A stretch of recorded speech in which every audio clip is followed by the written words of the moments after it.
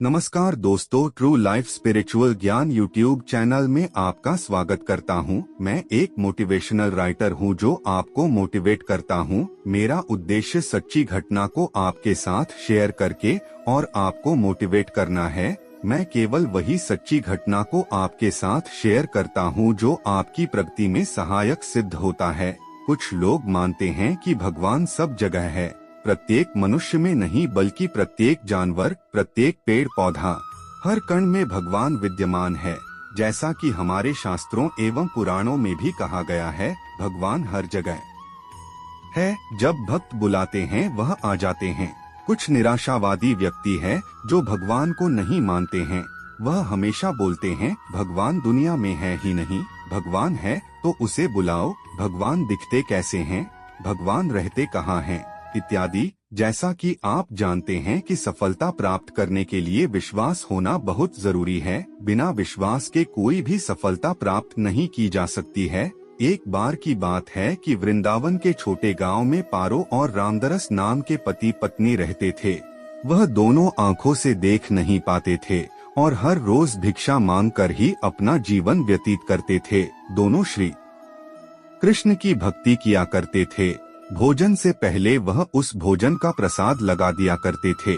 उस प्रसाद को अपने भोजन के पात्र में थोड़ा सा मिलाकर बाकी किसी दूसरे गरीब को खाने को दिया करते थे। श्री कृष्ण भी उनकी भक्ति से बहुत ज्यादा प्रसन्न थे। इसी कारण उनको कभी भूखे पेट सोने नहीं दिया करते थे। चारों ओर जन्माष्टमी की धूम मची थी। गोकुल, वृंदावन, बरसाना क्षेत्र में कृष्ण जन्मोत्सव की विशेष मनोहारी छटा देखने को मिलती है। पारो खुद भी पुत्र को जन्म देने वाली थी।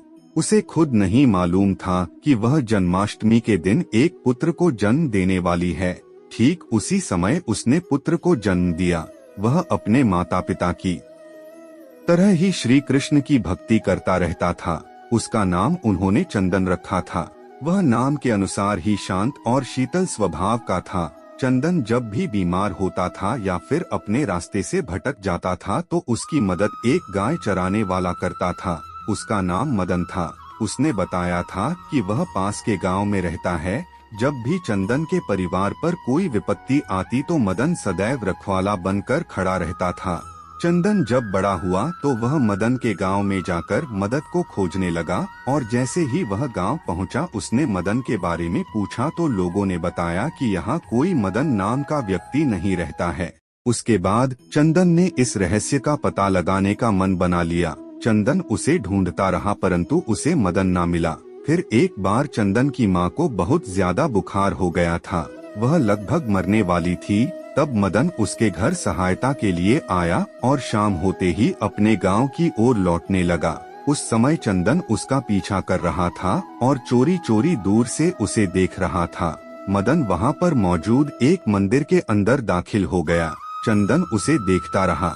काफी समय तक इंतजार करने के बाद जब चंदन ने देखा कि मदन मंदिर से बाहर नहीं आया है तो ऐसे में चंदन उस मंदिर में गया। उसने देखा कि वहाँ पर कोई भी नहीं है। वह अदृश्य हो गया था। वहाँ पर केवल भगवान श्री कृष्ण जी की मूर्ति थी। चंदन समझ गया था कि वह मदन कोई और नहीं स्वयं श्री कृष्ण जी ठीक है जो उनके परिवार की हर मुसीबत में रखवाली करते हैं। उम्मीद करता हूँ ये कहानी आपको पसंद आई होगी। आप अपने इस चैनल को लाइक व शेयर ज्यादा से ज्यादा करें। धन्यवाद। जय श्री कृष्ण।